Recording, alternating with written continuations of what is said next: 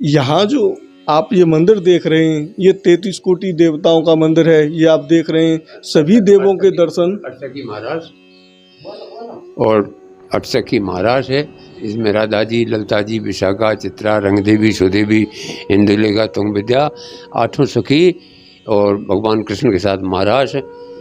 और इसमें 24वां अवतार विष्णु भगवान के जो यहाँ नजर आ रहे होंगे आपको। और बाबा नंद जसोदा, भगवान कृष्ण अंदर आके चले, अंदर आ जाओ। अंदर आके चले। बाबा नंद जसोदा, भगवान कृष्ण, बलदाव भैया, गोपी ग्वाल, इसमें सारी लीलाएं मौजूद हैं। जब भगवान कृष्ण ने बाबा नंद जसोदा के लिए ब्रज यात्रा कराई, चारों धामों को ब्रज में उपस्थित किया, केदारनाथ, बद्रीनाथ, अमरनाथ, रामेश्वरम, यमुनोत्री, गंगोत्री और त्रिवेणी को ऊंचे गांव में बुलाया। तब नंदगाम से चल के वृंदावन, मथुरा, गोकुल, मावन, गोवर्धन होते हुए चारों धाम यात्रा करके केदारनाथ, बद्रीनाथ, अमरनाथ, रामेश्वरम, यमुनोत्री, गंगोत्री यात्रा करते हुए लास्ट में पड़ाव ऊंचा गांव हुआ। ऊंचा गांव ब्रज की नाभि है। यहाँ नारद मुनि ब्राह्मण भेष में आए और नारद जी ने कहा, भगवान आपने ब्रज यात्रा की है, माता पिता के साथ ब्रज यात्रा की है, हमको कुछ दक्षिणा दीजिए, आपकी यात्रा सफल होगी। भगवान हंसे, पर ब्रह्म वाक्य जनार्दनम, ऐसा सोच करके कहा, ब्राह्मण आपको क्या चाहिए?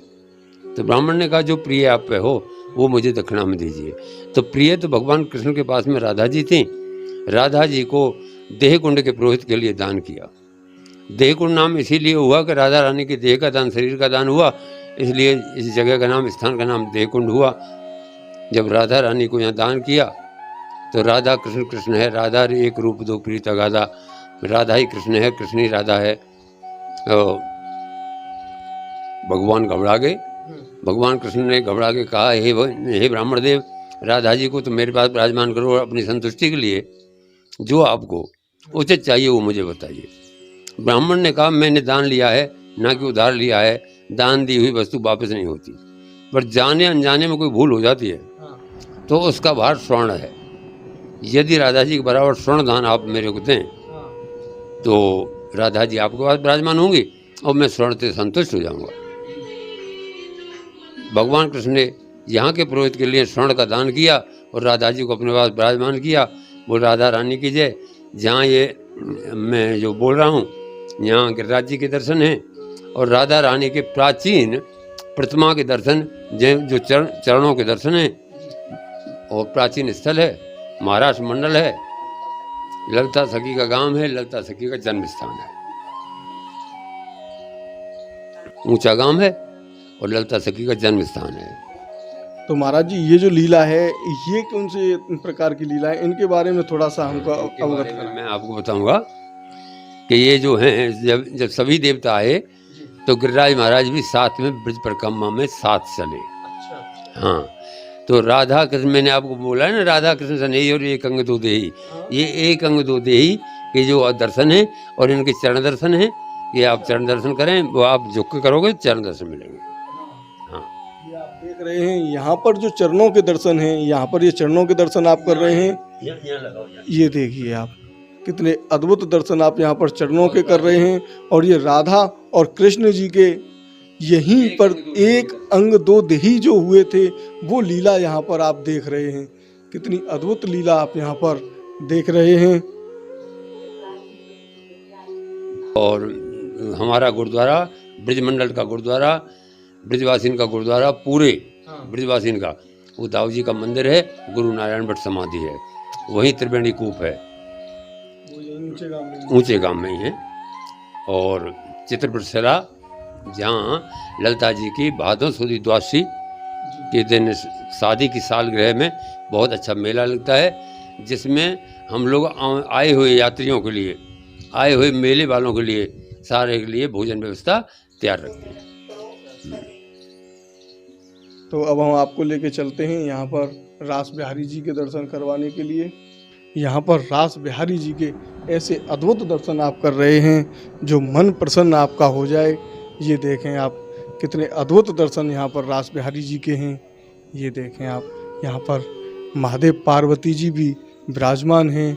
और यहीं पर ये देखें आप, कितने अद्भुत दर्शन आप यहाँ पर कर रहे हैं। ये देखें आप, बहुत ही अद्भुत। ये देखें माता जी के भी यहाँ पर दर्शन हैं।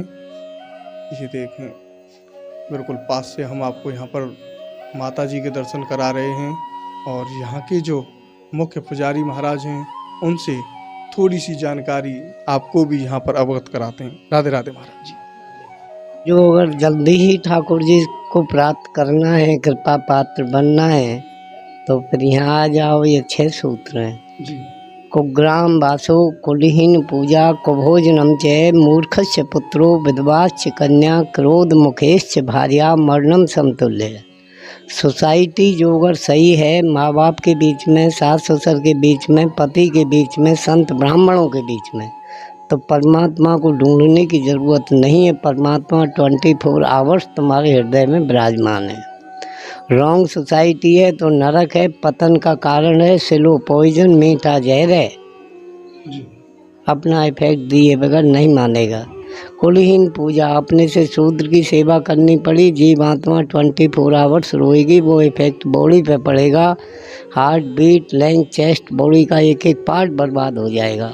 कुभोजन, वही सेवा माँ बाप की करनी पड़ गई, सास ससुर की करनी पड़ गई, संत ब्राह्मणों की करनी पड़ गई, आत्मा धन्य हो जाएगी। सौभाग्यशाली समय हुआ, कुछ क्षण किसी महापुरुष की सेवा का चांस मिला। कुभोजन, दाल रोटी रोज खाओ, मस्त रहोगे। पकवान 2 दिन खाओ, तीसरे दिन डॉक्टर के पास जाना पड़ेगा। मूर्खस्य पुत्रो, यहाँ तुम लोग आए हो, 21 पीढ़ियों का उद्धार कर रहे हो। Blood relation as a blood effect, जहाँ तक खून का संबंध है वहाँ तक भवसागर से पार कर रहे हो। बच्चे बीच चौराहे पे ड्रिंकिंग करें, गलत काम करें, 21 पीढ़ियों को गड्ढे में डाल रहे हैं, नरक में। विधवाश्च कन्या, जवान अवस्था में माँ बाप के सामने पुत्री विधवा हो, माँ बाप का जीना नहीं है, वो भी असर आएगा। क्रोध मुखेश्च भार्या, क्रोध मुख की पत्नी मिल जाए, उस पति का जीवन नहीं है, नरक है। पत्नी का धर्म है बेटी, कर्म है। एक गिलास जल भी मुस्कुराते हुए पति की सेवा में मिले, उस मुस्कुराहट के अंदर इतनी शक्ति छुपी हुई है।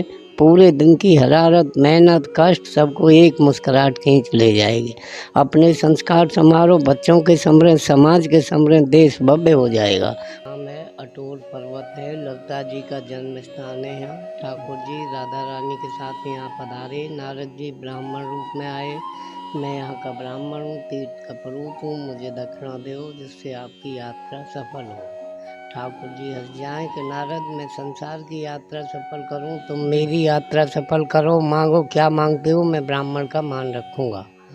जो संसार में सबसे प्रिय वस्तु है आपके पास, वो मुझे दान दो। ठाकुर जी बोले, मेरे पास तो स्वामी जी हैं, राधा रानी सबसे प्रिय। ठाकुर जी ने राधा रानी को दान किया, देह का दान किया। इसका नाम है देह कुंड, बाजू में देह ब्यारी। उसके बाद में ठाकुर जी बोले कि नारद, ये क्या किया तुमने, मेरे साथ छल किया। प्रभु, मैंने नहीं छला, आपको जो लीला करनी लीला कर चुके। इन ब्राह्मणों को प्रसन्न करके राधा रानी को वापस लो। फिर ब्राह्मणों से विनंती की कि ब्राह्मण देवताओं, संसार कल्याण हेतु राधा रानी को वापस करो, ये जगत जननी है, इनके बदले जो तुम मांगोगे वो मैं तुमको दूंगा। ब्राह्मण बोले, जाने अनजाने में शरीर से कोई भी अपराध भय हो, छोटो बड़ो, स्वर्ण धातु ऐसी मुद्रा है कि उससे जीव पाप दोष से निवृत्त होता है। राधा रानी के बराबर तुला दान करके राधा रानी को वापस लियो। वापस लेके अष्ट सखीन के साथ में रास कियो। रास करके ये हैं रास प्यारी। ये पुष्टि मार बल्लवाचार्य के भाव है, लीला है संत के भाव के पीछे।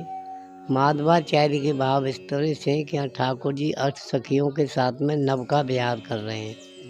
मध्य में जब नाव पहुंची तो राधा रानी से किराया मांगो, स्वामी जी मुझे किराया दो टटोलिन में। राधा रानी मुस्करा जाए, बोली, प्रभु ना बा पार करी न या पार की छोड़ी, बीच ही बीच में नाव रोक दी।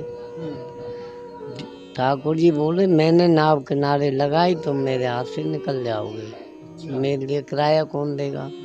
ज़्यादा जब आग्रह किया है तो राधा रानी ने तन मन धन सर्वस्व ठाकुर जी को अर्पण किया है। जब राधा रानी को हृदय से लगाया है, उनकी खुशी में ब्राह्मणों को स्वर्ण दान दिया है, महत्वपूर्ण दान काट दिया है संत ने। लीला है संत के भाव के पीछे।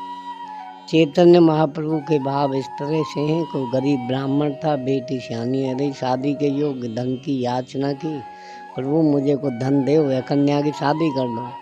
ठाकुर जी ने राधा रानी की तरफ इशारा कर दिया, करना है गोष्ठ मूल है, मेरा पर्सनल धन राधा है, ले लो। ब्राह्मण ने हाथ जोड़ दिए कि एक कन्या के लिए तो मैं भिखारी रह रही हूँ, दूसरी कन्या और आप दे रहे हो, कहाँ से भरण पोषण करूँ, कहाँ से शादी ब्याह करूँ, मुझे धन चाहिए। ठाकुर जी ने धन की इच्छा पूरी की है और राधा रानी के साथ प्रस्थान किया। जहाँ भी जाओ वहाँ 2 सेकंड शांति से बैठो, जो लीला ठाकुर जी ने की है उसका चिंतन करो, कहीं ना कहीं ठाकुर जी कृपा पात्र बनाएगा। परमात्मा की कृपा लेने के लिए 9 सूत्र बताए हैं नवदा भक्ति के अंतर्गत। सबसे पहला सूत्र है आस्था। आपकी आस्था दोनों में किसके माध्यम बनी, कौन आपको यहाँ लेके आया है?